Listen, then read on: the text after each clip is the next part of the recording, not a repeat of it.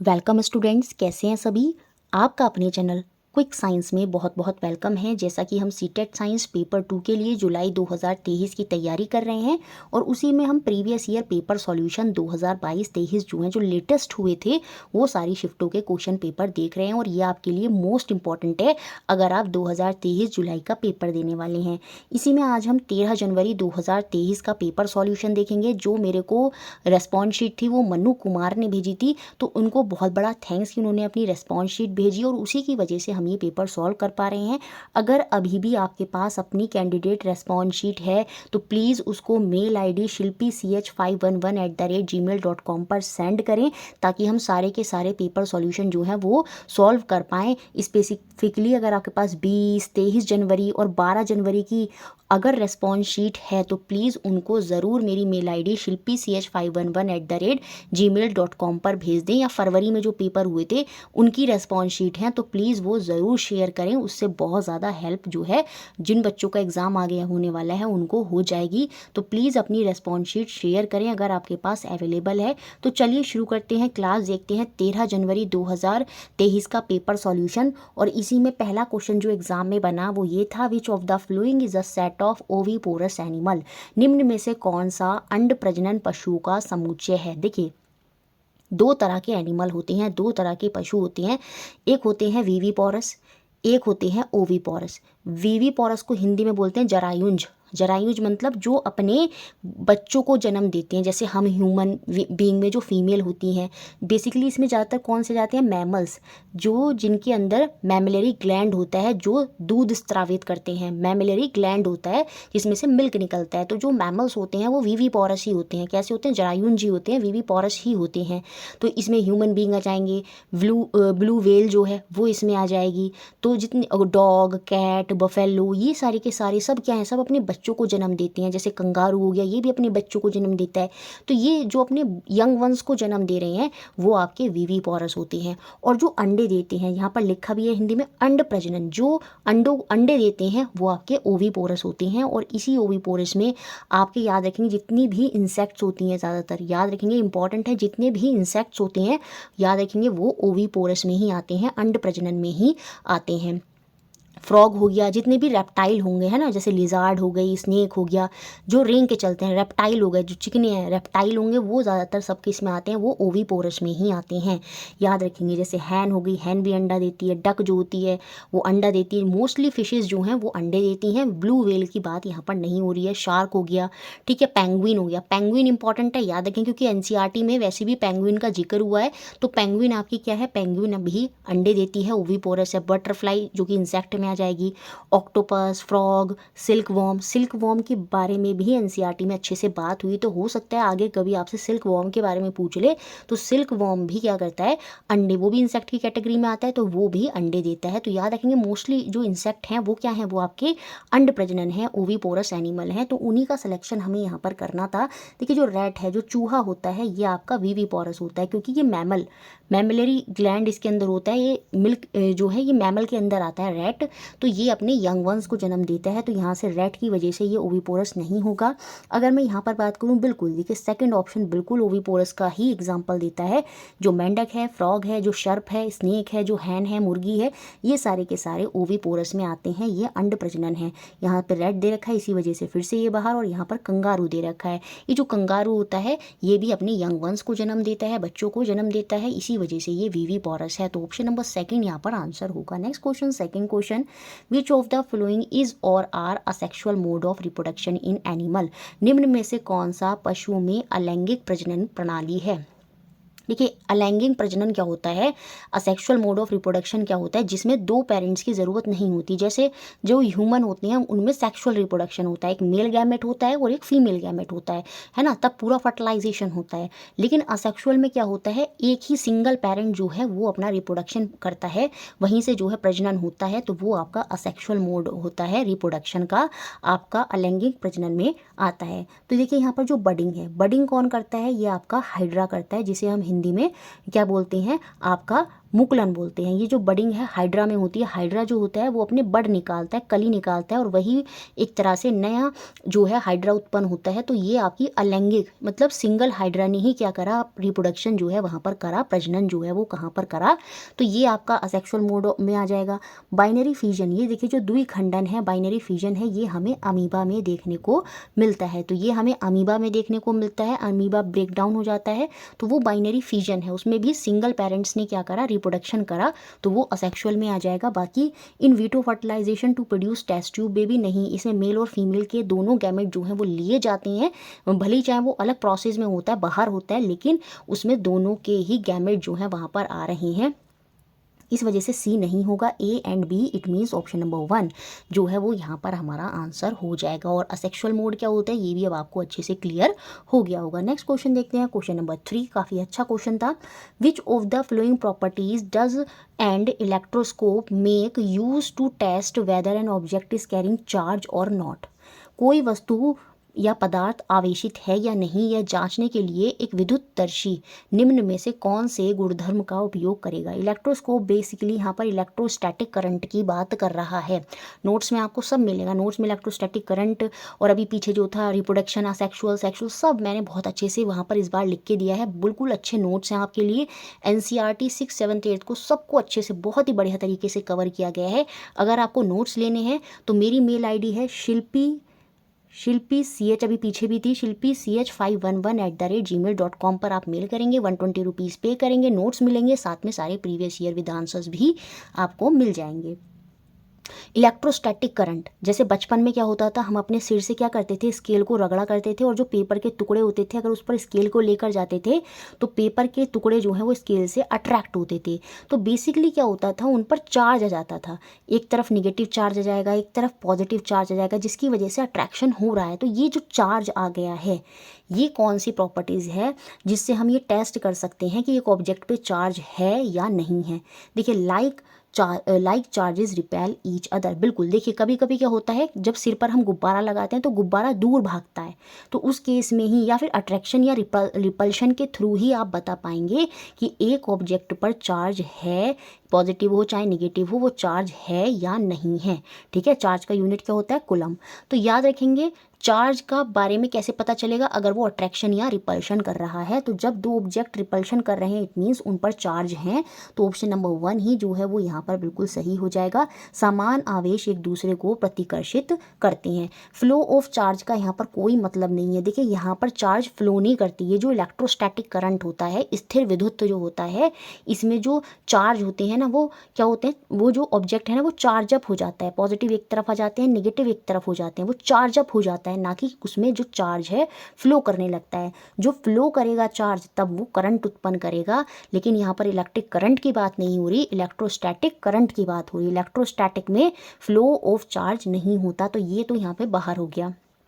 A glass rod acquire a positive charge on being rubbed with a piece of silk, बिल्कुल सही बात है, लेकिन इससे हम ये नहीं बता सकते कि किस पर चार्ज है या नहीं। बेसिकली क्वेश्चन में क्या पूछा था, हमें ये बताना है किस प्रॉपर्टी से हम ये बता पाएंगे कि एक जो वस्तु है, जो एक ऑब्जेक्ट है, उस पर चार्ज है या नहीं है, उस पर जो आवेश है वो है या नहीं है। तो वो हम फर्स्ट ऑप्शन से बता पाते। बाकी ये स्टेटमेंट यहाँ पर सही है। अभी मैं समझाऊंगी कि किस ऑब्जेक्ट पर, ये बच्चों को बहुत ज़्यादा डाउट था कि किस ऑब्जेक्ट पर पॉजिटिव चार्ज आएगा जब हम उसे रगड़ेंगे और किस पर जो है वो नेगेटिव चार्ज आएगा। अभी आगे मैं पूरा आपको दिखा दूंगी।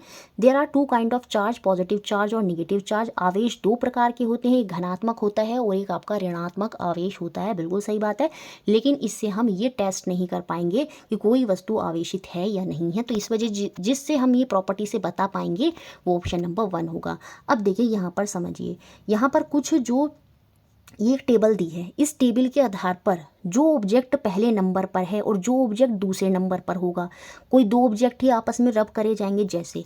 अब यहाँ पर मैं जो भी पीछे स्टेटमेंट में दिया था वही मैं ले लेती हूँ। क्या था, ग्लास रॉड था और साथ में क्या था आपका, ग्लास रॉड को सिल्क के साथ जो है वो रब करा गया। अब देखिए जो ग्लास रॉड है, ये जो कांच है वो नंबर 5 पर है, तो जो पहले होगा उस पर हमेशा पॉजिटिव चार्ज आता है इस टेबल के अकॉर्डिंगली, और जो बाद में होगा, क्योंकि सिल्क जो है यहाँ पर 7th नंबर पर है, तो उस पर निगेटिव चार्ज आएगा। याद रखेंगे, जब दो ऑब्जेक्ट रब करे जाते हैं, जो ऑब्जेक्ट इस टेबल के अकॉर्डिंग पहले नंबर पर हैं उन पर पॉजिटिव चार्ज आता है, और जो सेकंड नंबर पर होता है उस पर निगेटिव चार्ज आता है। यही लिखा है which is first in the table has positive charge, जिस पर जो टेबल में पहले है उस पर आपका धनात्मक जो है आवेश आएगा, और जो बाद में है उस पर आपका ऋणात्मक निगेटिव आवेश है वो वहाँ पर उत्पन्न होगा। अब जैसे यहाँ पर अगर मैं रेशम की जो है किससे, वुड से, रेशम को रगड़ा गया किससे, लकड़ी पर, तो इस बार जो रेशम है, जैसे इस केस में जो रेशम था, जो सिल्क था, उस पर पॉजिटिव चार्ज, उस पर निगेटिव चार्ज आ रहा था, है ना, और आपका जो कांच था उस पर पॉजिटिव चार्ज था। लेकिन इस केस में जब मैं सिल्क को लकड़ी से रब करूँगी तो जो सिल्क है इस बार उस पर पॉजिटिव चार्ज होगा और लकड़ी पर निगेटिव चार्ज होगा। तो क्लियर हुआ, जो इस टेबल में पहले है वो याद रखेंगे उस पर पॉजिटिव चार्ज होगा, और जो टेबल में बाद में है उस पर निगेटिव चार्ज होगा। जैसे अगर मैं कांच को रगड़ा गया रबर के साथ, तो उस केस में कांच पहले है तो कांच पर पॉजिटिव चार्ज और रबर बाद में है तो उस पर निगेटिव चार्ज।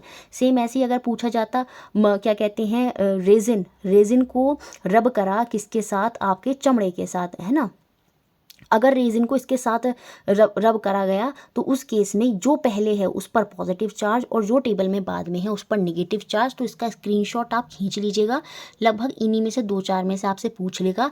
तो याद रखेंगे जो टेबल में पहले हैं उन पर पॉजिटिव चार्ज और जो टेबल में बाद में है उन पर निगेटिव चार्ज जो है आपका आएगा। Next question 4th, which of the following statement about force of gravitation is correct. निम्न में से कौन सा कथन गुरुत्व बल के संदर्भ में सही है। अब देखिए, इससे ये मतलब नहीं कि आप ग्रेविटेशन वाला टॉपिक पढ़ेंगे। देखिए यहाँ पर बात हो रही है फोर्स की।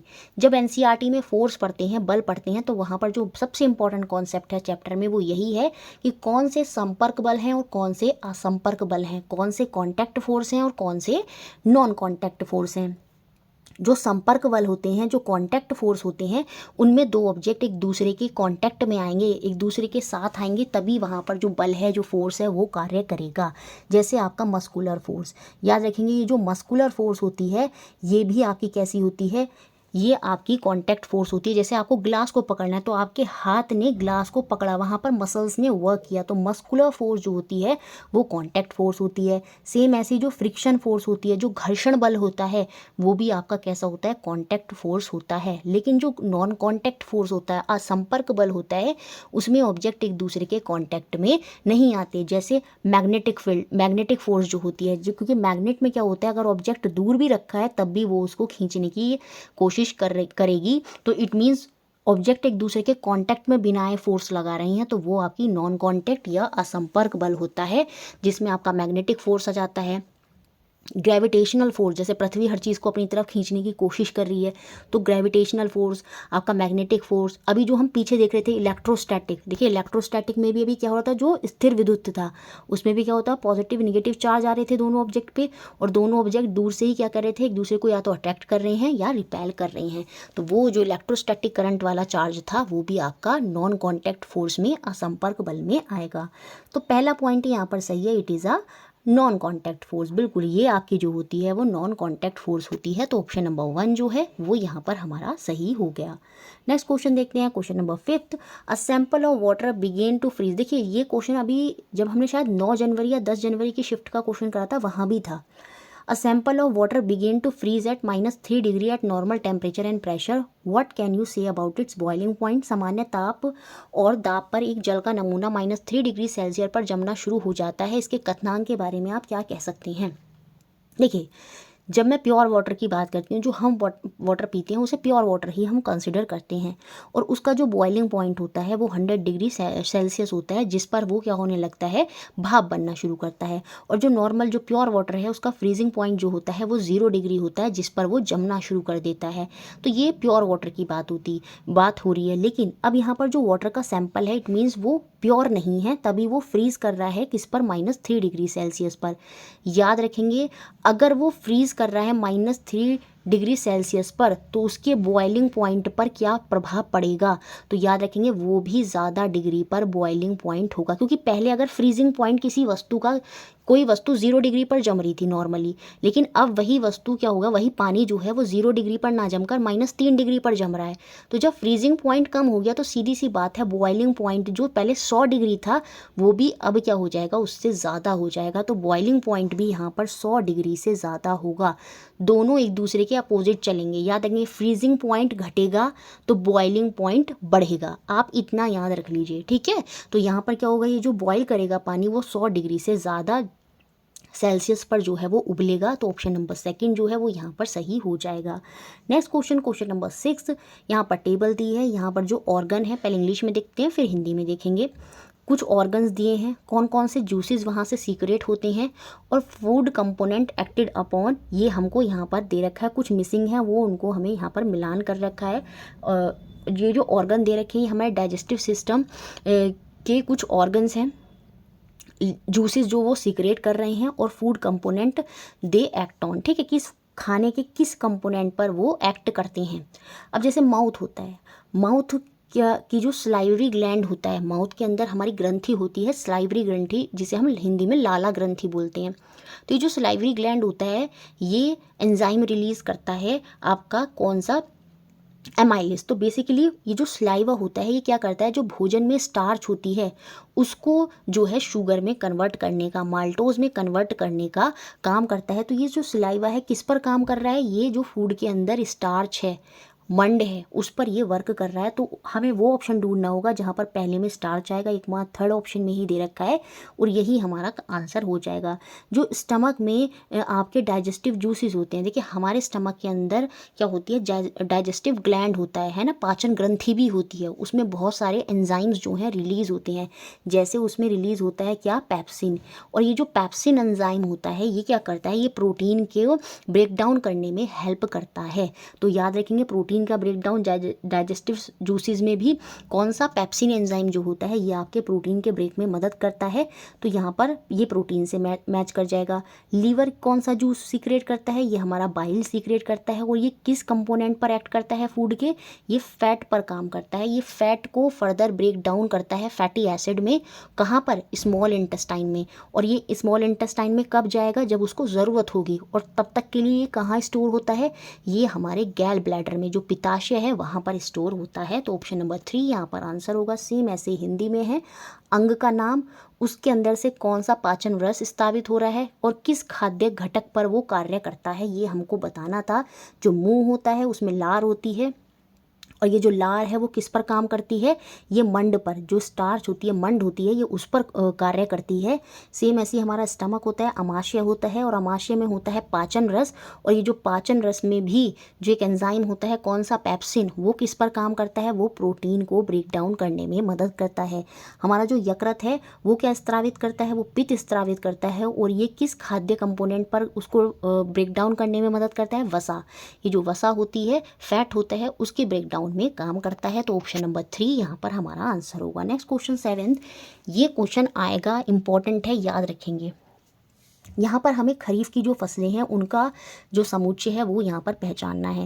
देखिए जो खरीफ की फसलें होती हैं वो जून जुलाई के टाइम पर, जहाँ पर ज़्यादा पानी की रिक्वायरमेंट होती है उस टाइम पर ये बोई जाती हैं, और नवंबर दिसंबर के टाइम पर इनको काट लिया जाता है।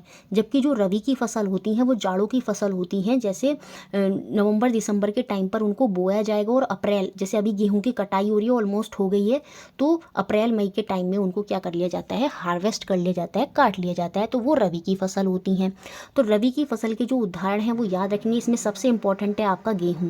गेहूं पूछा जाए तो याद रखेंगे वो रबी की फसल में आता है। बार्ले हो गया, ओट्स हो गए, ग्राम हो गए, मस्टर्ड हो गया, मस्टर्ड आपका मतलब जो सूरजमुखी, लाइन सीड हो गए, ये सारे के सारे रबी की फसलों में आएंगे। खरीफ की फसल की बात करूँ तो उसमें सबसे ज़्यादा हो जाएगा, सबसे इंपॉर्टेंट चावल। चावल जो है वो जून जुलाई के टाइम पर बोया जाता है। मेज हो गए, मेज़ हो गया, सॉरी मेज़ नहीं, मेज़ हो गया, ये गर्मी की फसलें हैं। मिलेट हो गया, रागी हो गया, पल्सीज हो गई, सोयाबीन हो गया, ग्राउंडनट हो गया, कॉटन हो गया, ये इंपॉर्टेंट है, सब याद रखेंगे। अगर पूछ लेगा आपसे ग्राउंडनट, मूंगफली क्या है, मूंगफली खरीफ की फसल है। कॉटन क्या है, कॉटन भी खरीफ की फसल है।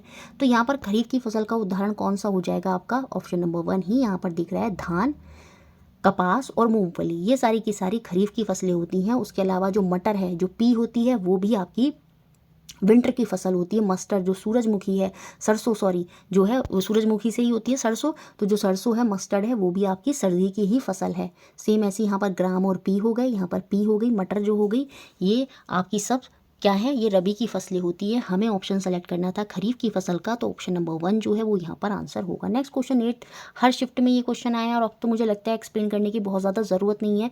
सारे जनवरी फरवरी मार्च अप्रैल का ये मैक्सिमम टेम्परेचर किसी सिटी का दे रखा है और ये मिनिमम टेम्परेचर दे रखा है, और इसी के आधार पर हमें बताना है सारणी को देखकर कि यहाँ पर किस सिटी की, किस शहर की जो है यहाँ पर बात हो रही है।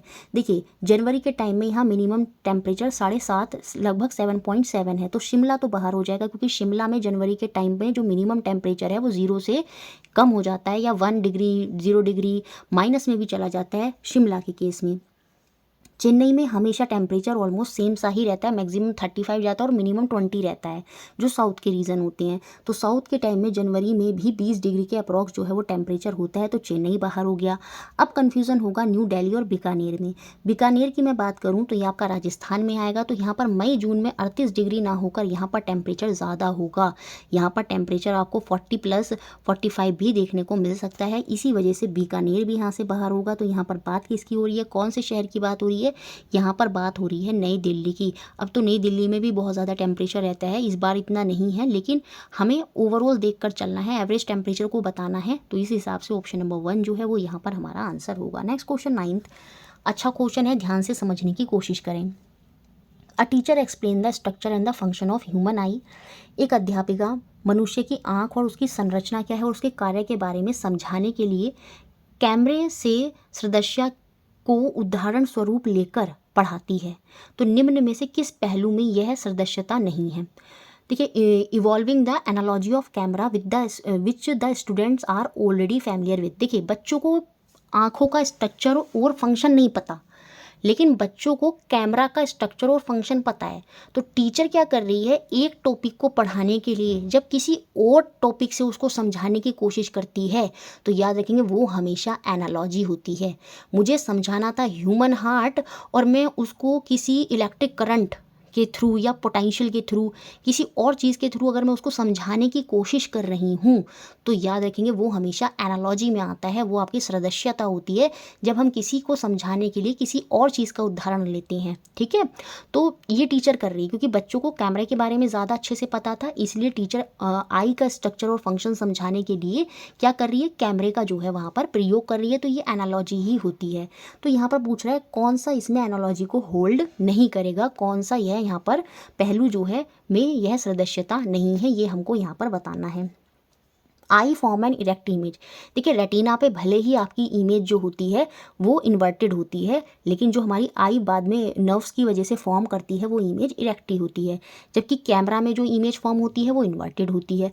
तो ये देखिए ये तो आपकी एनालॉजी है और सही एनालॉजी है। आई का बताने के लिए टीचर ने क्या करा, कैमरा का जो है वहाँ पर उदाहरण दिया।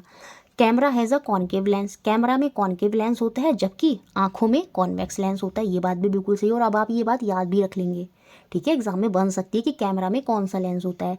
तो कैमरा में कॉन्केव लेंस होता है जबकि हमारी आंखों में कॉन्वेक्स लेंस होता है। ये कॉन्वेक्स होता है और ये आपका कॉन्केव लेंस होता है।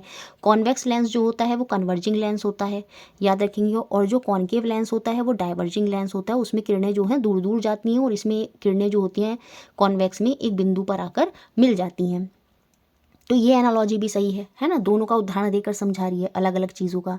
The eye sees in 3 dimension, यही यहाँ पर गलत है। देखिए जो आँख होती है 3 आयामों में देख सकती है, नहीं, जो आँख होती है वो 2 डायमेंशनल ही देख पाती है। आपने देखा होगा हम वस्तु को 3 डायमेंशनल थोड़ी देख पाते हैं, हम वस्तु को सिर्फ 2D फॉर्म में ही देख पाते हैं।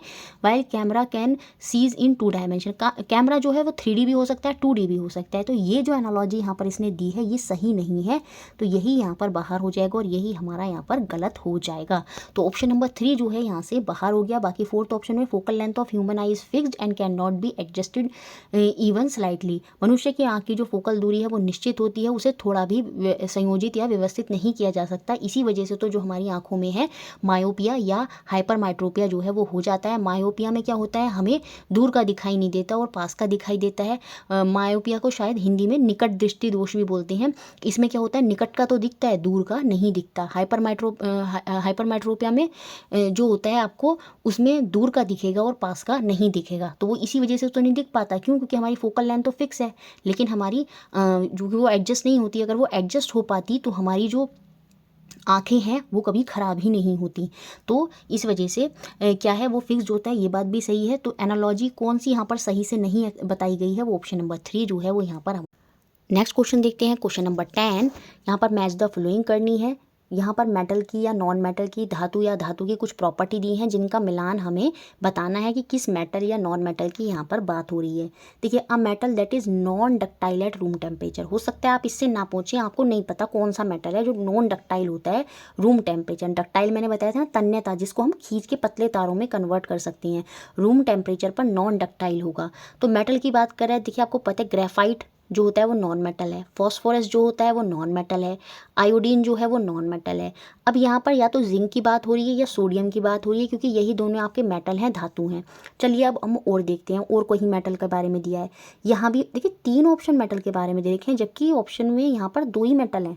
चलिए देखते हैं, metal that is soft and cut with a knife. एक ऐसा मेटल, एक ऐसा धातु जो सॉफ्ट होता है जिसको हम नाइफ से कट कर सकते हैं, वो कौन सा होता है? वो सोडियम होता है। तो अब हमें क्लियर हो गया, एक मेटल जो कि नॉन डक्टाइल है एट रूम टेम्परेचर पर, वहाँ पर बात हो रही है किसकी? जिंक की बात हो रही है। तो ए का मिलान तो हो जाएगा किससे? थर्ड से, और ये यहाँ पर जो सी का मिलान है ये हो जाएगा 5th से, और ये हमको देखने को मिलता है ऑप्शन नंबर 2 में, और यही हमारा आंसर हो जाएगा। तो प्लीज़ अब इसको अच्छे से लर्न भी कर लीजिएगा। ये जो मेटल होता है ना सोडियम, ये बहुत रिएक्टिव होता है। इसको हम केरोसिन के तेल में रखते हैं क्योंकि ये एयर और वाटर से बहुत जल्दी रिएक्ट कर जाता है और वहाँ पर आग जो है वो उत्पन्न करता है, लेकिन ये बहुत सॉफ्ट होता है, इसको हम नाइफ से भी कट कर सकते हैं। अब देखिए यहाँ पर ये मेटल नहीं होगा, ये यहाँ पर होगा अ नॉन मेटल। देखिए यही गलती कर दी क्वेश्चन में इन्होंने प्रिंट करने में। अब बच्चे ऑब्जेक्शन नहीं कर पाते, सब कुछ गड़बड़ हो जाता है उसकी वजह से। ये मेटल नहीं है, a non metal that catches fire when expose to air. इस केस में तो फिर सोडियम भी आंसर हो सकता था, लेकिन यहाँ पर ये नॉन मेटल है, क्योंकि नॉन मेटल कौन सा है? फॉस्फोरस। फॉस्फोरस को जब हम एयर में लाते हैं तो वो इजीली क्या करता है? उसके साथ रिएक्ट कर जाता है। इसी वजह से हम फॉस्फोरस को पानी में जो है स्टोर करके रखते हैं, क्योंकि जो नॉन मेटल होते हैं, जो अधातु होते हैं, वो पानी के साथ अभिक्रिया नहीं करते, जबकि मेटल कर लेते हैं। इसीलिए तो सोडियम को पानी में नहीं रखा था, उसको केरोसिन के तेल में रखा था। लेकिन नॉन मेटल पानी के साथ अभिक्रिया नहीं करते, तो इसी वजह से फॉस्फोरस को हम किस में रखेंगे? वाटर में रखेंगे। तो ये मेटल ना होकर यहाँ पर क्या होगा? Non metal. एक अलस्ट्रस नॉन मेटल। अलस्ट्रस नॉन मेटल मतलब जो चमकीला है। आपने नमक में देखा है आयोडीन चमकती है, ई का 4 होगा। इससे भी हम अपने आंसर पर आ सकते थे, या तो ये या ये। और यहाँ पर बहुत सुटेबिलिटी से देखते ना आप, तो ऑप्शन नंबर 2 ही सही बनेगा। तो देखिए लस्ट्रस नॉन मेटल कौन सा है? जो चमकीला नॉन मेटल है, चमकीला अधातु है, वो आयोडीन है जो नमक में होती है। तो सारे पॉइंट क्लियर हो गए होंगे। अ non metal that is a good conductor of electricity. ऐसा अधातु जो कि विद्युत का अच्छा चालक है, गुड कंडक्टर है इलेक्ट्रिसिटी का, तो वो ग्रेफाइट होता है। इंपॉर्टेंट है, प्लीज़ इसको याद रखेंगे। बी का मैच फर्स्ट से होगा। इसी से भी देख लेते, तब भी हमारा ऑप्शन नंबर 2 ही आ रहा है। तो इससे क्लियर हो गया, यहाँ पर ये मेटल नहीं है, ये नॉन मेटल दे रखा है। प्रिंट करने में इन्होंने गड़बड़ कर दी। एक धातु जो कमरे के तापमान पर तन्य नहीं है वो जिंक हो जाएगा। एक अधातु जो विद्युत का सुचालक है वो ग्रेफाइट है। जो मुलायम है और चाकू से काटा जा सकता है वो सोडियम है। जो एक अधातु एक अधातु जो वायु के संपर्क में आने में प्रज्वलित करता है वो फॉस्फोरस होता है। एक चमकीला अधातु वो कौन सा होता है? आयोडीन होता है। तो ऑप्शन नंबर 2 हमारा आंसर हुआ। नेक्स्ट क्वेश्चन देखते हैं, question number 11। A ball is thrown vertically upward in the air. एक बॉल है जिसको ऊपर की तरफ फेंका गया है एयर में। तो कौन कौन से बल, कौन कौन से फोर्स उस पर कार्य कर रहे हैं, ये हमको बताना है। देखिए जो भी चीज़ है वो ऊपर जाती है, भले ही उस पर ग्रेविटेशनल फोर्स तो हमेशा जो है वर्क कर रहा होता है। पृथ्वी हर चीज़ को अपनी तरफ खींचने की कोशिश कर रही है, तो ग्रेविटेशनल फोर्स जो है उस पर वर्क जरूर करेगा, जिसकी वजह से क्या होगा? तभी तो वस्तु एक ऊंचाई पर जाकर फिर से वापस आ जाएगी। क्यों? क्योंकि ग्रेविटेशनल फोर्स तो उस पर कार्य कर रहा है। एक एयर का रेजिस्टेंस, जो वायु का प्रतिरोधक है, बल है, वो भी उस पर कार्य कर रहा है, क्योंकि जो एयर के पार्टिकल है, मॉलिक्यूल है, जब वो ऑब्जेक्ट उससे टकराता हुआ जा रहा है मॉलिक्यूल से, तो वो मॉलिक्यूल भी क्या कर रहे हैं? उसको रोकने की कोशिश कर रहे हैं। तो एयर रेजिस्टेंस भी यहाँ पर वर्क करेगा। तो ये दोनों तो आएंगे ही आएंगे। अब जब ये दोनों आएंगे तो ये वाला ऑप्शन और ये वाला ऑप्शन बाहर हो गया। Gravitational force, air resistance and force of propulsion exerted by the thrower, ये नहीं होगा। गेंद फेंकने वाले व्यक्ति द्वारा लगाया गया नोदल बल जो है वो तो ऊपर पहुंचाने के लिए लगाया गया है, उसको तो उस पर वो फोर्स नहीं लग रहा। फोर्स अब फेंकने के बाद उस पर कौन से फोर्स लग रहे हैं, वो उस पर ग्रेविटेशनल फोर्स और एयर रेजिस्टेंस ही लग रहे हैं। तो ऑप्शन नंबर सेकंड यहाँ पर सही होगा। गुरुत्व बल तथा वायु का प्रतिरोधक बल, जब बॉल फेंक दी गई है तो उस पर उस समय दो फोर्स जो है कार्य यहाँ पर कर रहे हैं। तो ऑप्शन नंबर सेकंड यहाँ पर आंसर होगा। नेक्स्ट क्वेश्चन देखते हैं, क्वेश्चन नंबर 12। यहाँ पर देखिए टेबल दी है, फिल इन द ब्लैंक्स की फॉर्म में, रिक्त स्थान की फॉर्म में, इसको हमें फिल करना है। बहुत ही अच्छे से फिल करेंगे, ध्यान से। A person suffer from dash, एक पर्सन है, देखिए किसी भी डिजीज से सफ़र कर सकता है, या तो उसे ग्वाइटर हुआ है ना, वो किससे होता है, थायराइड ग्लैंड की में कुछ थायरॉक्सिन हार्मोन जो है वो सीक्रेट नहीं हो पाता, उसकी कमी से होता है। तो ग्वाइटर का कॉम्बिनेशन पिट्यूटरी ग्लैंड पैनक्रियास से नहीं होगा, तो इस वजह से ये दोनों ऑप्शन तो यहाँ से देख के बाहर हो गए, क्योंकि गलखंड जो होता है वो हमारी जो थायराइड ग्लैंड होता है उसमें जो थायरॉक्सिन हार्मोन है उसके प्रॉपर सीक्रेशन की वजह से नहीं होता। तो यहाँ पर पिट्यूटरी ग्लैंड और पैनक्रियास से उसका कोई कनेक्शन नहीं होगा, इसी वजह से ये दोनों ऑप्शन हो गए बाहर।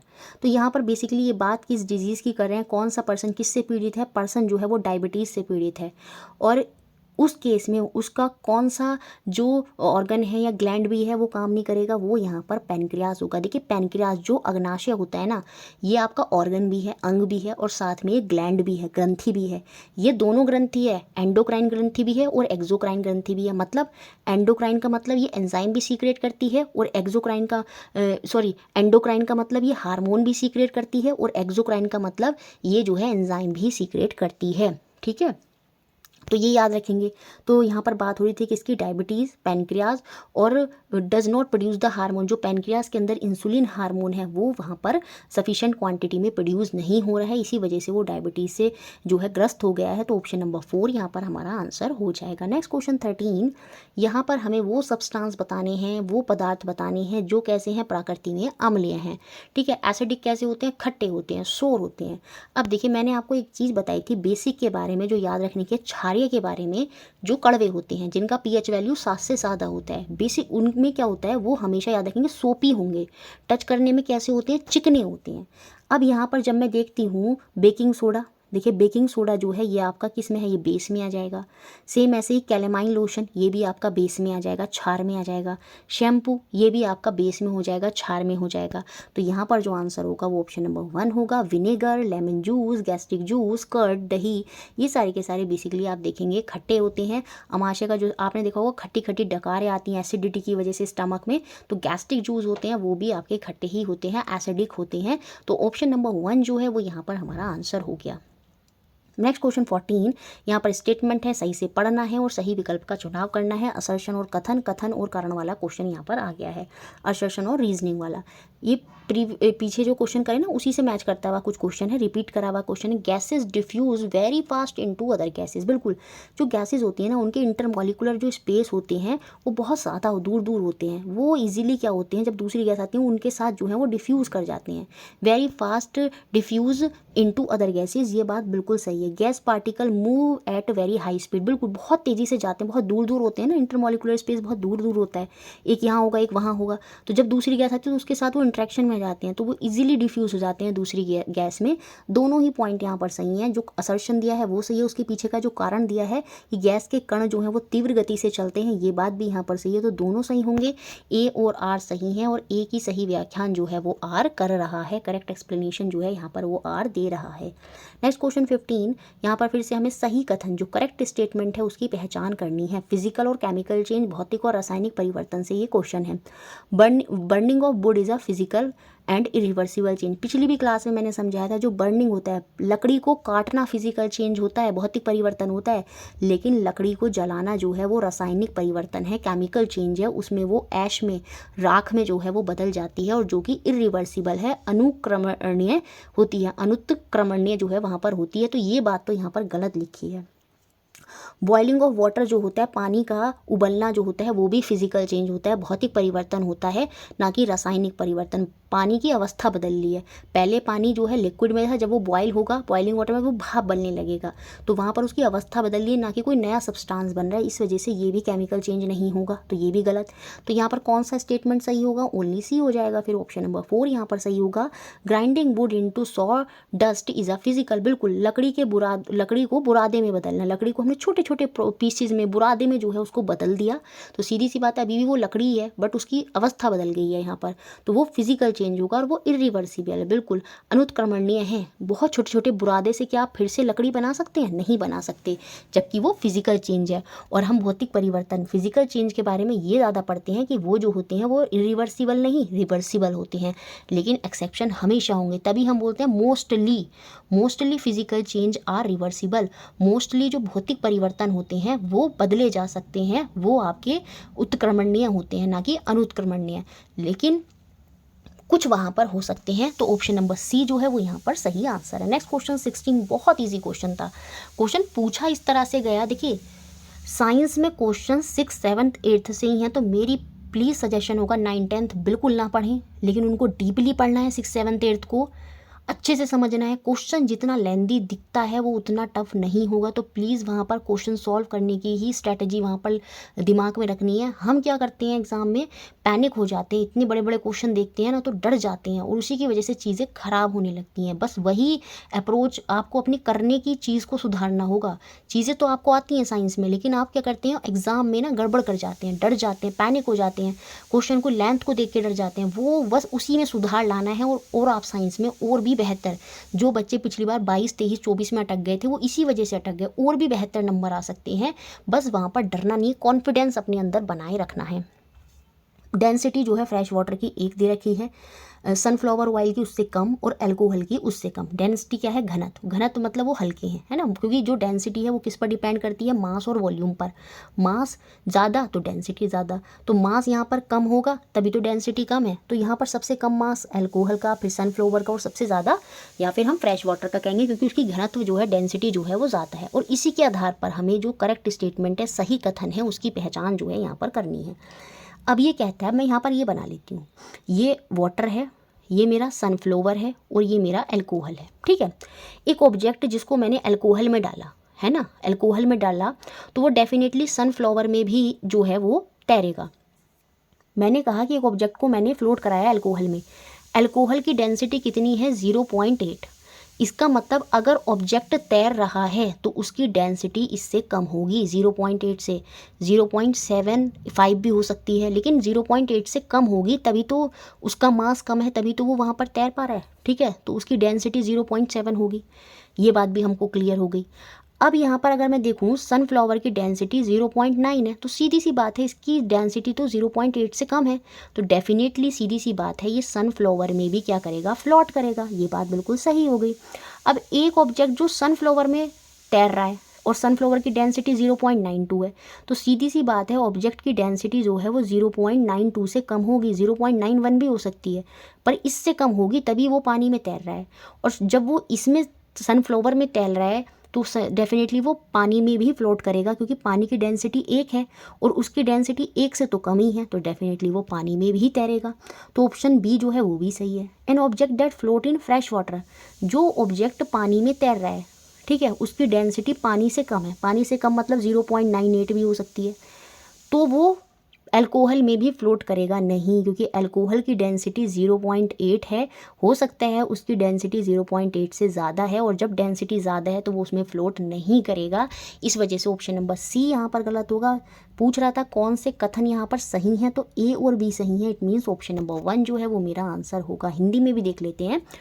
उपरोक्त जानकारी का उपयोग करके नीचे दिए गए हुए सही कथनों का पहचान करना है। ताज़े जल का घनत्व, सूरजमुखी के जल का घनत्व और अल्कोहल का घनत्व जो है वो क्वेश्चन में दिया है। जो वस्तु अल्कोहल में तैर रही है वह सूरजमुखी के तेल में भी अवश्य तैरेगी, अभी पूरा मैंने समझा दिया था, तो ये बात सही है। जो वस्तु सूरजमुखी के तेल में तैर रही है वो ताज़े जल में भी तैरेगी, बिल्कुल तैरेगी, क्योंकि उसकी घनत्व जो है वो कम होगा ताज़े जल से, तो इस वजह से वो उसमें भी तैरेगी। लेकिन जो वस्तु ताज़े जल में तैर रही है वो ज़रूरी नहीं है अल्कोहल में तैरे, क्योंकि ताज़े जल का घनत्व 1 ग्राम है, तो हो सकता है वस्तु का जो वजन हो वो 0.85 ग्राम हो, तब वो तैर रही है। लेकिन अल्कोहल का घनत्व तो 0.8 है ना। अब ये जो ऑब्जेक्ट है इसका घनत्व ज़्यादा हो गया ना इससे, तो इस वजह से ये तैरेगा नहीं। तो ये सी वाला जो कथन यहाँ पर दिया है वो गलत है। ए और बी सही है। ऑप्शन नंबर 1 मेरा यहाँ पर नेक्स्ट क्वेश्चन देखते हैं, क्वेश्चन नंबर 17 जो आपका एवरेज स्पीड का औसत चाल का क्वेश्चन है। हर शिफ्टों में ये क्वेश्चन बना है, आगे भी 100% बनेगा और मुझे नहीं लगता इसमें आपकी गड़बड़ होनी चाहिए। थोड़ा सा टाइम लगेगा इसको करने में, लेकिन आप जब प्रैक्टिस अच्छे से बना लेंगे तो आप इजीली इन क्वेश्चन को कर पाएंगे। एक ट्रेन है जो कानपुर से चलती है 1 सितंबर को 15:50 पर। देखिए जब भी टाइम ऐसे 15, 16, 17, 18 ऐसे दे रखा हो तो समझ जाइए वो शाम की बात हो रही है। 15:50 का मतलब क्या होता है, 3:50।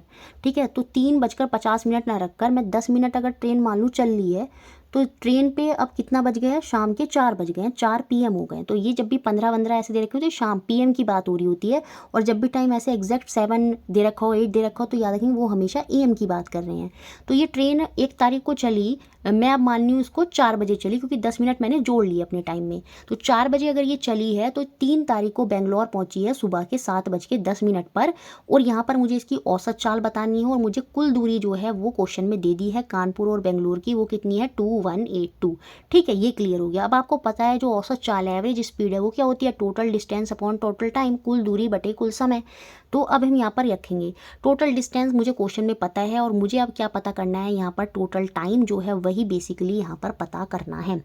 तो शाम के 4 बज गए, ठीक है, कब, 1 तारीख के। तो पहले मैं रात के 12 बजे तक चली जाती हूँ, तो 4 से 12 बजे तक जाने में ट्रेन को 8 घंटे और लगेंगे।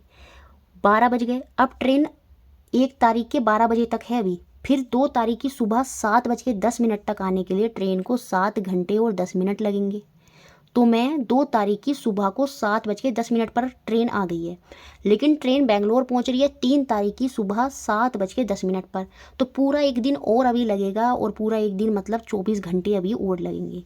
तो ये मेरा पूरा टोटल टाइम यहाँ से निकल कर आ गया। 7 और 8 में अगर ऐड करूँगी तो ये यहाँ पर बनेगा 15। 15 और 24 को ऐड मैं करूँगी तो बनेगा क्या, 39। और साथ में 10 मिनट शुरू के और ये 10 मिनट बाद में, तो ये कितने हो गए, 20 मिनट। तो जो टोटल टाइम मुझे लगा वो लगा 39 तो घंटे आर और 20 मिनट। अब इसको मैं पूरे को आर में कन्वर्ट कर लूँ, घंटे में कन्वर्ट कर लूँ, तो 39/20 था। 20 मिनट को, 20 मिनट्स को अगर मुझे आर में कन्वर्ट करना है तो उसे मुझे 60 से डिवाइड करना पड़ेगा। 2 1 जा 2, 2 3 जा, क्लियर। अब मैं यहाँ पर एलसीएम लूँगी, नीचे आ जाएगा 3। 3 की टेबल में 39 को मल्टीप्लाई करेंगे तो 117 आएगा, प्लस 3 1 जा 3 और 1, तो यहाँ पर ये आ गया 118/3 आर घंटे। ये है मेरा टोटल टाइम। इसको अब मैं फॉर्मूले में रखूँगी। टोटल डिस्टेंस मेरे को दिया था 2182, टोटल टाइम मेरा कितना है 118/3। 3 मेरा ऊपर चला जाएगा। बस अब इसको मुझे सॉल्व करना है। बस ये सॉल्यूशन में टाइम लग सकता है। अब हम इसकी टेबल में कट करेंगे तो ये 1 की बार में जाएगा, फिर ये लगभग 18 8 बार में जाएगा, और फिर पॉइंट लग के लगभग 5 बार में ये चला जाएगा। 4 9 कुछ समथिंग बैठेगा। तो हम इसे मान लेंगे अप्रॉक्स में 18.5 टाइम ये जो है इसकी टेबल में कट हो गया। और जब इसकी मल्टीप्लाई 3 से होगी तो यहाँ पर ये कितना बन जाएगा, 55.5 जो है यहाँ पर बन जाएगा। तो आंसर जो होगा वो मेरा ऑप्शन नंबर 2 होगा। 55.5 km/h जो है ये एवरेज स्पीड होगी, औसत चाल। नेक्स्ट क्वेश्चन देखते हैं, क्वेश्चन नंबर 18, और यहाँ पर हमें फिल इन द ब्लैंक्स करना है, रिक्त स्थानों को भरना है। When a disease carrying microbes enter our body, जब कोई रोग वाहक सूक्ष्म जीव हमारे शरीर में प्रवेश करता है, the body produce dash to fight the invader, तो भेदने वालों से लड़ने के लिए शरीर डैश का उत्पादन करता है। तो जो शरीर है वो वहाँ पर एंटीबॉडीज़ जो है वो वहाँ पर प्रोड्यूस करता है। याद रखेंगे क्या प्रोड्यूस करता है, प्रतिरक्षी, हिंदी में दिख रहा होगा प्रतिरक्षी, रक्षा करता है ना, तो प्रतिरक्षी एंटीबॉडीज़ जो है, एंटीबॉडीज़ वर्ड ही आपको बता देगा, बॉडी से लड़ने में एंटीबॉडी जो है वहाँ पर प्रोड्यूस हो रहे हैं। If dead or weakened microbes are introduce in a healthy body, the body fight and kill them producing these, यदि मृत और शक्तिहीन सूक्ष्मजीव को एक स्वस्थ शरीर में डाला जाए तो शरीर इसका उत्पादन करके उससे लड़ता है और उसे मार देता है। ठीक है, सिंपल ये बात यहाँ पर बोली है। This is how a dash work to prevent disease like dash, और इसी पर कौन सा यहाँ पर जो है कार्य करता है किस डिजीज़ को प्रिवेंट करने के लिए, तो यहाँ पर वैक्सीन वर्क करती है किस डिजीज़ को प्रिवेंट करने के लिए, ट्यूबरक्लोसिस को प्रिवेंट करने के लिए। तो ऑप्शन नंबर 3 यहाँ पर सही होगा। इस प्रकार टीका कार्य करता है और क्या कहते हैं ट्यूबरक्लोसिस, तपेदिस जैसे रोगों से बचाव हमारा यहाँ पर करता है। वो क्या करता है, जो डेड और वीकेंड माइक्रोब हमारी बॉडी में आए हैं उनसे फाइट करेगा और उनको जो है किल देम कर देगा, जो वहाँ पर फर्दर जाकर प्रोड्यूस होंगे। तो ये वैक्सीन वहाँ पर मदद करती हैं। और ट्यूबरक्लोसिस के लिए कौन सी वैक्सीन होती है ये भी आप याद रखेंगे, BCG। अगर पूछ लिया जाए BCG किस वैक्सीन किस के रिगार्डिंग वैक्सीन है, तो ये आपकी TB ट्यूबरक्लोसिस जो है उसकी रिगार्डिंग ही वैक्सीन है। तो ऑप्शन नंबर 3 जो है वो मेरा यहाँ पर आंसर हो जाएगा। नेक्स्ट क्वेश्चन देखते हैं 19, विच of the following is prepared by using wood pulp. 2011 से 19 के प्रीवियस ईयर से रिपीट करा हुआ क्वेश्चन है। लकड़ी की लुगदी का प्रयोग करके निम्न में से किसको बनाया जाता है, तो वो आपका रेयॉन होता है। तो ऑप्शन नंबर 4 यहाँ पर सही है। कास्ट लुगदी, वुड के जो छाल होती है, पल्प होती है, उससे प्रयोग करके ये जो है आपका सेमी सिंथेटिक इसको बोलते हैं। कंप्लीटली सिंथेटिक ना बोलकर, कंप्लीटली कृत्रिम ना बोलकर, इसको सेमी सिंथेटिक जो है हम यहाँ पर कंसिडर करते हैं किसको, रेयॉन को।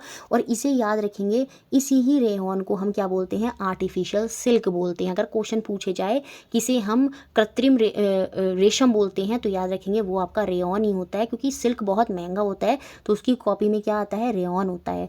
अगर पूछा जाए आर्टिफिशियल वूल किसे बोलते हैं, आर्टिफिशियल जो वूल है, जो ऊन है, वूल है, आर्टिफिशियल वूल जो है वो हम यहाँ पर बोलते हैं एक्राइलिक को। एक्राइलिक जो है ये आपका सिंथेटिक फाइबर है, याद रखेंगे कैसा फाइबर है, कैसा तंतु है, सिंथेटिक। नायलॉन, कभी कभी क्वेश्चन बन जाता है, देखिए नायलॉन भी आपका फाइबर है, तंतु है।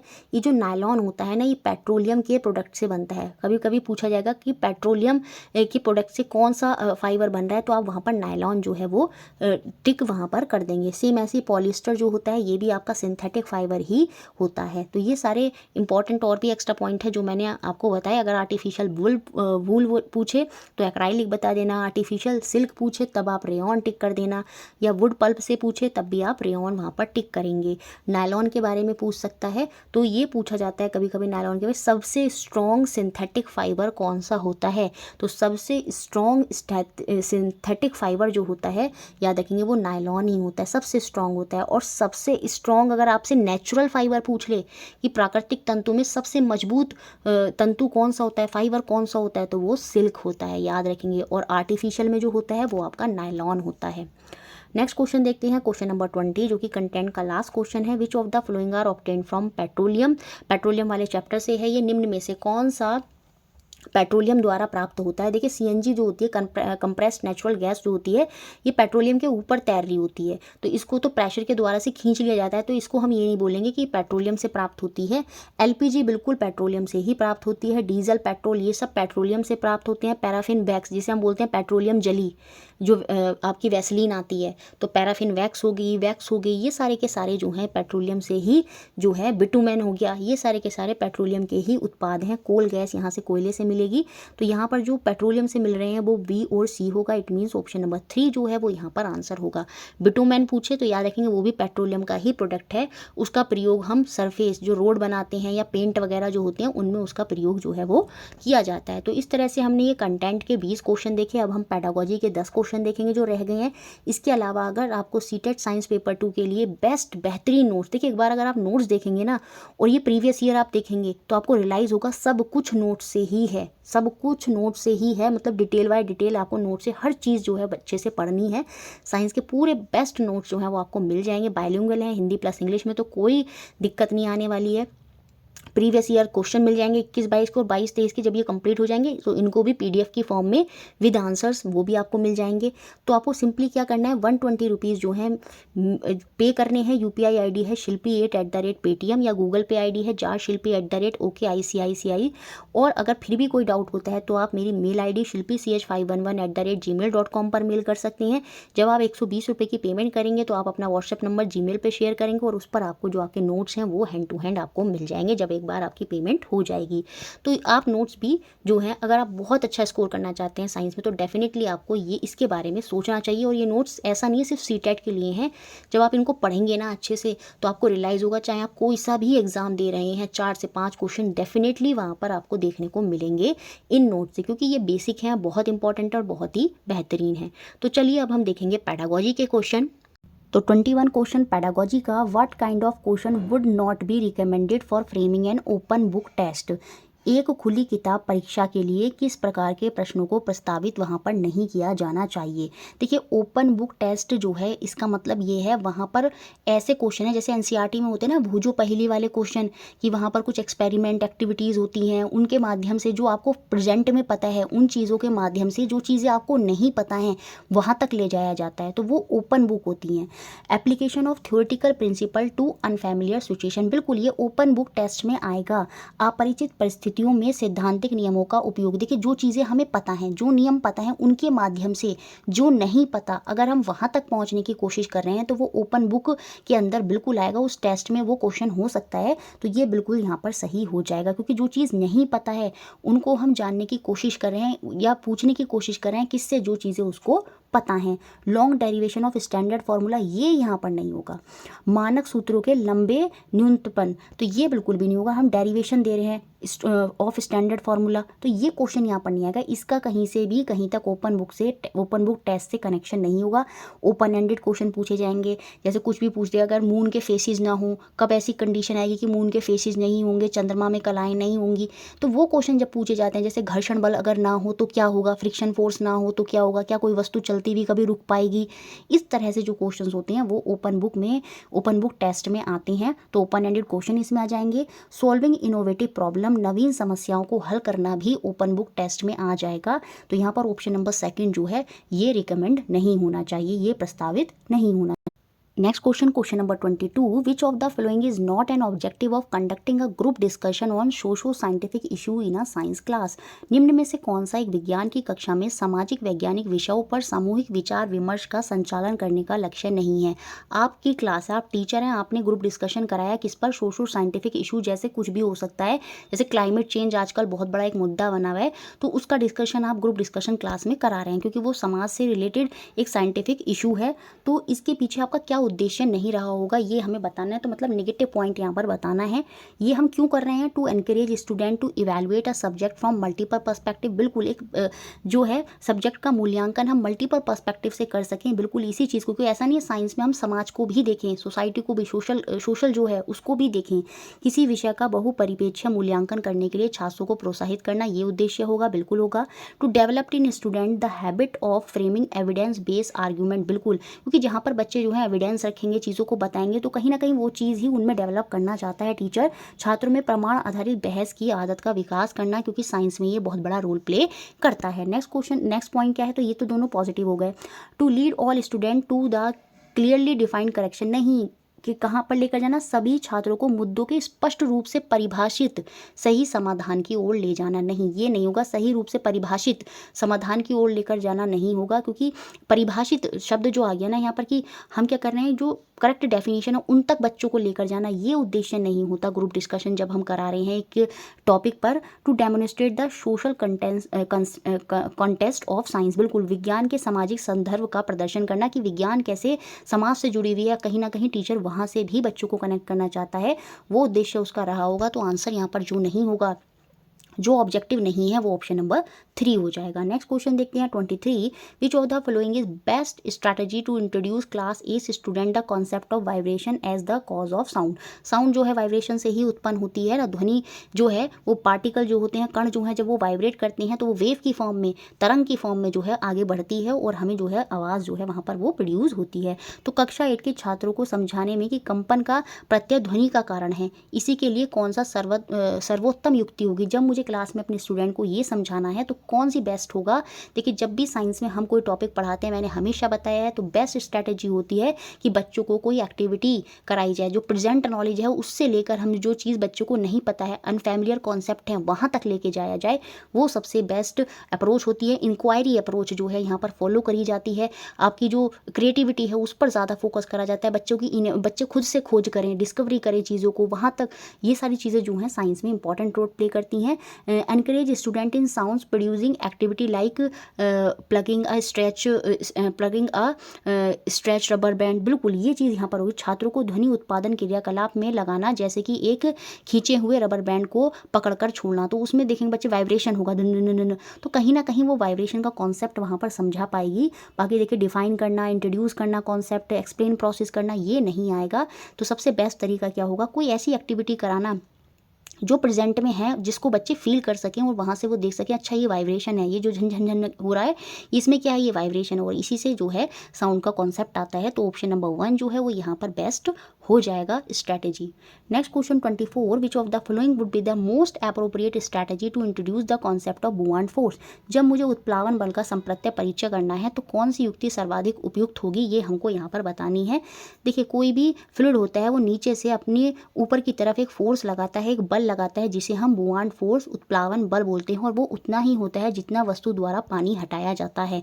तो जितना वस्तु पानी हटाएगी उतना ही नीचे से जो बुआंट फोर्स है वो वहाँ पर वर्क करती है। तो इसमें हम इस कॉन्सेप्ट को समझाने के लिए डेफिनेशन कभी नहीं आएगी। आर्किमिडीज का प्रिंसिपल भी बता दिया आके, नहीं बिल्कुल नहीं। Engaging student in catch and throw activity, नहीं, कैच एंड थ्रो एक्टिविटी को कराएंगे छात्रों को पकड़ने और फेंकने के क्रियाकलापों में लगाना, इस क्रियाकलाप का बुआंट फोर्स से कोई मतलब नहीं है। Engaging student in floating and sinking activity, ये होगा छात्रों को तैरने और डूबने के क्रियाकलाप में लगाना।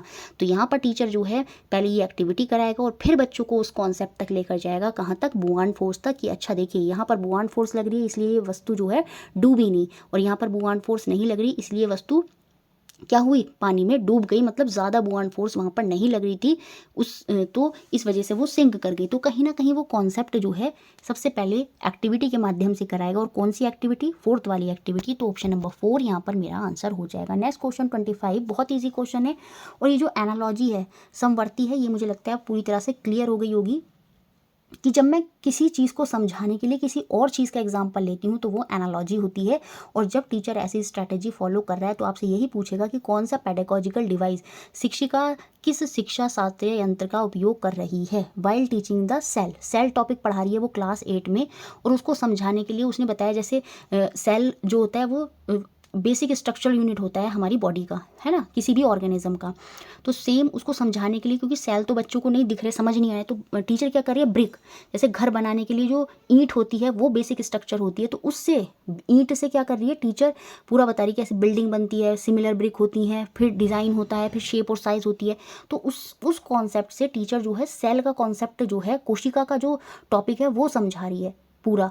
तो उसको उससे रिलेट करना, उसको उस चीज़ से समझाना, तो ये क्या कहलाता है, ये आपका एनालॉजी होता है, समवर्ती होता है। तो ऑप्शन नंबर 1 जो है वो यहाँ पर आंसर होगा। Next question 26, which of the following purpose is least likely, सबसे बेकार बताना है, to be serve through organizing a science fair in a school. आपने देखा होगा स्कूल में एग्जीबिशन लगते हैं, फेयर लगते हैं, दुकानें लगाई जाती हैं जहाँ पर बच्चे अपनी अपनी चीज़ें, प्रोजेक्ट वगैरह जो है वो प्रस्तुत करते हैं। तो विद्यालयों में विज्ञान के मेलों का आयोजन करने का उद्देश्य, सबसे खराब उद्देश्य यहाँ पर बताना है, मतलब निगेटिव पॉइंट यहाँ पर बताना है। To bring the school closer to community and society, बिल्कुल विद्यालयों को समुदाय और समाज से अधिक निकट लाना, क्योंकि सबका जुड़ना जरूरी है स्कूल से, तभी उसका महत्व पता चलेगा, बच्चे भी जुड़ पाएंगे सोसाइटी से। और साइंस में अभी हमने देखा था सोशो साइंटिफिक इशू, सोसाइटी बहुत बड़ा रोल प्ले करती है, तो ये बिल्कुल पॉजिटिव पॉइंट हो जाएगा, इसलिए हमने फेयर ऑर्गेनाइज करा है। To provide an opportunity to student to demonstrate their innovative ideas, बिल्कुल विद्यार्थियों को अपने नवीन विचारों का प्रदर्शन करने का अवसर प्रदान करना, जो उनके नए नए आइडियाज़ हैं वो हो सकता है जो चीज़ वो क्लास में नहीं कर पा रहे वो फेयर के माध्यम से कर पाएँ, मेलों के माध्यम से कर पाएँ, तो ये भी पॉजिटिव पॉइंट है।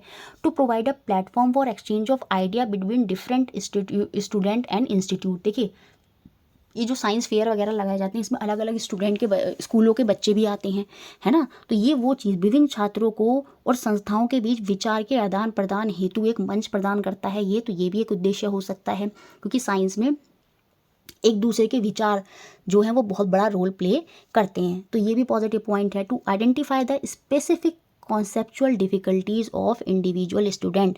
देखिए साइंस जब फेयर होते हैं ना, उसमें पर्टिकुलर बच्चे की कमी निकालने के लिए, पता करने के लिए नहीं होता, वो व्यक्तिगत छात्र की विशिष्ट प्रत्यात्मक कठिनाइयों की पहचान करने के लिए नहीं, ये इस उद्देश्य से हम जो विज्ञान के फेयर हैं वो ऑर्गेनाइज नहीं करते। तो यही यहाँ पर लीस्ट लाइकली होगा, ऑप्शन नंबर 4 जो है वो हमारा आंसर हो।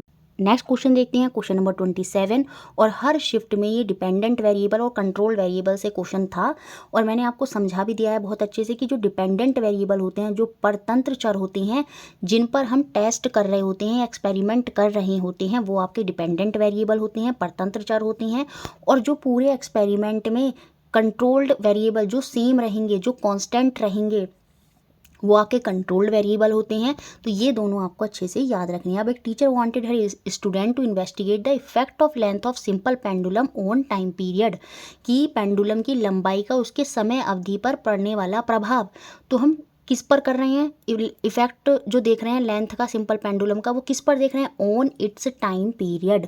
तो यहाँ पर जो समय है, समय अवधि है, वो यहाँ पर क्या है, वो डिपेंडेंट वेरिएबल है, क्योंकि उसी का हम टेस्ट कर रहे हैं, उसी पर हम एक्सपेरिमेंट कर रहे हैं। और क्वेश्चन में कह रहा है कौन सा स्टेटमेंट यहाँ पर इनकरेक्ट है, सही नहीं है। ध्यान रखना, यहाँ पर क्या पूछा है, सही नहीं है। तो सेकंड ऑप्शन ही यहाँ पर सही नहीं है।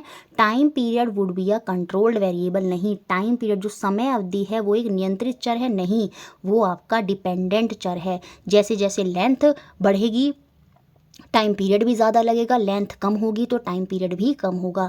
तो वो आपका डिपेंडेंट वेरिएबल है। और वो डिपेंड जो टाइम पीरियड, ये जो डिपेंडेंट वेरिएबल है, ये जो टाइम पीरियड है, वो किस पर डिपेंड कर रहा है, effect of length of simple pendulum, साधारण पेंडुलम की लंबाई पर जो है वो निर्भर कर रहा है।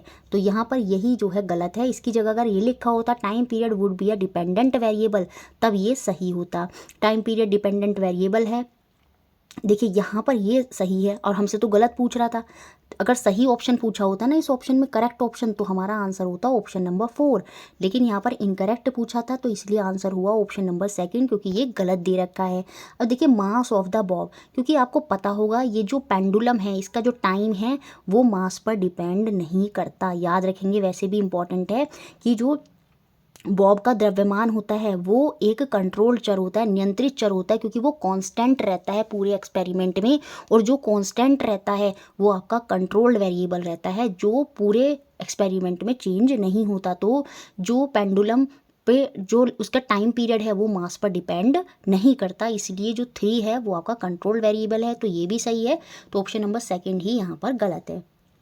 Next question 28, a teacher want to help a student to make a connection between the shape of the beak of different bird and the type of food they eat.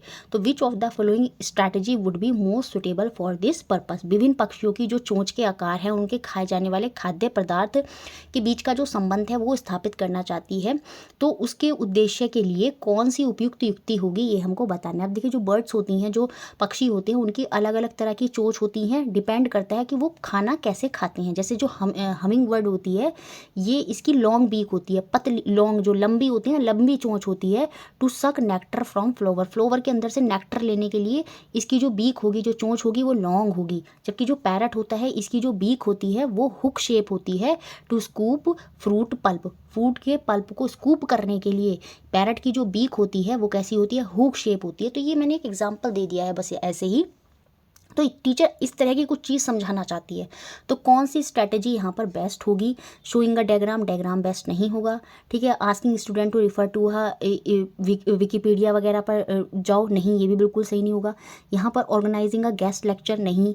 Visiting a bird sanctuary and asking student to make observation, यहाँ पर क्या करा teacher ने, एक पक्षी अभ्यारण्य में भ्रमण कराना और छात्रों को अवलोकन करने के लिए कहना। तो यहाँ पर बच्चे खुद से देखेंगे कि अच्छा देखो इस जो बर्ड है, इसकी चोंच लंबी है, इसकी छोटी है, इसकी मोटी है, इसकी टेढ़ी है, कर्व शेप में है, तो वो देखेंगे कि वो खाने के अकॉर्डिंग है। तो कहीं ना कहीं बच्चों को वो चीज़ समझ में आएगी। तो यहाँ पर टीचर क्या करेगी, सबसे बेस्ट स्ट्रैटेजी जो होगी वो ऑप्शन नंबर 3 वाली होगी। बाकी सारी स्ट्रैटेजी इतनी बेस्ट नहीं होंगी। डायग्राम हम यहाँ पर नहीं दिखाएंगे, उससे बच्चे इतने अच्छे से नहीं समझ पाएगा। बच्चों से ये कह दिया जाए कि विश्व कोश की सहायता से देखें, नहीं, ये भी बिल्कुल सही नहीं होगा। तो ऑप्शन नंबर 3 जो है वो यहाँ पर हमारा आंसर हो जाएगा। नेक्स्ट क्वेश्चन देखते हैं 29, which of the following statement does not match with our present understanding of organizing a science curriculum. निम्न में से कौन सा कथन विज्ञान की पाठ्यचर्या के संगठन में हमारी वर्तमान समझ से मेल नहीं खाता है, मैच नहीं करता है, ये हमको यहाँ पर बताना है। जो प्राइमरी स्टेज होता है उस पर जो विज्ञान का करिकुलम होता है उसमें साइंस और SST should be integrated as environmental science. आपने देखा होगा 1 to 5 जो होता है, अगर मैं सरकारी स्कूलों में बात करूं तो वहाँ पर साइंस एज ए सब्जेक्ट नहीं होता, वो एनवायरमेंटल स्टडी के तौर पर ही पढ़ाया जाता है। तो ये बात बिल्कुल सही है, इसी तरह का कैरिकुलम होता है। सेकंड पॉइंट में क्या है, science content at upper primary stage should be regarded as a diluted version of secondary school science. उच्च प्राथमिक स्तर पर विज्ञान सामग्री को माध्यमिक विद्यालय के विज्ञान का हल्का स्वरूप माना जाता है, ऐसा कुछ नहीं है। इसका कोई कनेक्शन साइंस कैरिकुलम से नहीं है। तो यही स्टेटमेंट यहाँ पर गलत हो जाएगी। बाकी थर्ड स्टेटमेंट में देखें, एट द सेकेंडरी स्टेज, जो माध्यमिक स्तर होता है, the student should be engage in learning science as a composite discipline, जो है विज्ञान के शिक्षण अधिगम के लिए एकीकृत शिक्षण के रूप में लाया जाता है। साइंस एज अ सब्जेक्ट आ जाती है वहाँ पर, उसको एकीकृत कर कर जो है सब अब जो है अलग अलग नहीं है, उसको एकीकृत करके जो है यहाँ पर पढ़ाया जाता है। तो ये बात भी सही है। एट हायर की बात करें, उच्च माध्यमिक स्तर पर करें, 11th-12th की बात करें, तो secondary science should be introduce as a separate discipline. देखिए विज्ञान के पृथक विषयों के रूप में प्रस्तावित किया जाता है। फिजिक्स, केमिस्ट्री, बायोलॉजी वहाँ पर अलग अलग हो जाती हैं। तो ये बिल्कुल सारी बातें जो हैं प्रेजेंट जो है अंडरस्टैंडिंग ऑफ हमारा साइंस कैरिकुलम, जो विज्ञान का पाठ्यचर्या है, उसके संगठन के बारे में कहीं ना कहीं बता रहे हैं। तो सेकेंड पॉइंट जो है वो यहाँ पर कनेक्ट नहीं कर रहा है कि जो अपर प्राइमरी स्टेज में साइंस होती है वो हल्का वर्जन होती है किसका, सेकेंडरी स्कूल साइंस का। नहीं, ये बात यहाँ पर गलत है। सबका अपना अपना महत्व है और सबको अलग अलग तरीक़ों से ध्यान में रखकर ही उनका करिकुलम जो है वो बनाया गया है। नेक्स्ट और लास्ट क्वेश्चन 30 क्वेश्चन, और ये बहुत इंपॉर्टेंट है। ये क्वेश्चन इस तरह का आगे भी आपको देखने को मिलेगा। A student put some iron nail in a beaker containing copper sulphate. एक बीकर है, अभी मैं हिंदी में भी बता दूंगी। एक जो बच्चा है, क्वेश्चन आपको हिंदी में भी दिखा दूंगी, जो आयरन नेल को एक बीकर में डाल, बेसिकली ये डिस्प्लेसमेंट रिएक्शन से क्वेश्चन है। कॉपर सल्फेट CuSO4 का एक सॉल्यूशन है। इसमें बच्चा क्या करता है, Fe मतलब आयरन की जो नेल है वो उसमें डाल देता है और वहाँ पर कुछ रिएक्शन होगी। रिएक्शन क्यों होगी, क्योंकि जो सॉल्यूशन में पड़ा मेटल है, सॉल्यूशन में पड़ा हुआ मेटल क्या है, कॉपर, सिंगल मेटल से कम रिएक्टिव है। अगर सिंगल मेटल सॉल्यूशन में पड़े मेटल से ज़्यादा रिएक्टिव होता है तो वहाँ पर रिएक्शन होती है और यहाँ पर बनेगा FeSO4 और कॉपर यहाँ पर अलग हो जाएगा। और जब ये रिएक्शन होगी तो ये जो कॉपर सल्फेट था, जिसे हम नीला थोता भी बोलते हैं, ब्लू कलर का होता है, लेकिन जब ये रिएक्शन होगी ना तो ये जो सॉल्यूशन है ग्रीन कलर में कन्वर्ट हो जाएगा। ये पूरी रिएक्शन है जो NCERT में डिस्प्लेसमेंट रिएक्शन में डिस्प्लेसमेंट रिएक्शन वाला जो टॉपिक है वहाँ पर दे रखी है। क्लियर हो गई। कॉपर सल्फेट की आयरन से रिएक्शन हो जाएगी क्योंकि सिंगल मेटल ज़्यादा रिएक्टिव है। और रिएक्शन में क्या होगा, क्योंकि जो कॉपर सल्फेट है उसे हम नीला थोता भी बोलते हैं क्योंकि वो ब्लू कलर का होता है, और जब उसकी आयरन से रिएक्शन हुई तो आयरन सल्फेट बनेगा जो कि ग्रीन कलर का होगा। तो यहाँ पर ये रिएक्शन हुई, तो इसमें हमें बताना है क्या क्या बच्चों ने ऑब्जर्व करा, अवलोकन करा, और क्या क्या बच्चों ने निष्कर्ष निकाला। कुछ स्टेटमेंट उन्होंने अपनी नोटबुक में लिखी। क्या लिखा, the colour of the solution change from blue to pale green. तो ये क्या है, सीधी सी बात है, ये ऑब्जर्वेशन है। बच्चों ने ऑब्जर्व ही तो करा, देखा तो था, देखकर ही लिखा ये चीज़ कि जो नीला कलर था वो किस में बदल गया, वो पेल ग्रीन में बदल गया। तो ये क्या है, ये जो कथन है ये क्या है, ये आपकी एक ऑब्जर्वेशन है, ये अवलोकन है। The brown coating get formed on the iron nail. ये भी देखा बच्चों ने कि आयरन नेल के ऊपर क्या हो गई है, ब्राउन कोटिंग जो है वो कवर हो गई है आयरन नेल के ऊपर। तो ये भी एक ऑब्जर्वेशन है। अब इससे कुछ निष्कर्ष निकले। ये तो बच्चों ने देखा, जो देखा और लिख दिया वो ऑब्जर्वेशन होता है, वो अवलोकन होता है। और उससे जो रिजल्ट बना वो क्या है, वो निष्कर्ष है, वो इन्फ्रेंस है। Iron displace copper from its solution. ये अब एक निष्कर्ष है कि आयरन जो है वो डिस्प्लेस करता है किसको, कॉपर को, फ्रॉम इट्स सॉल्यूशन पर।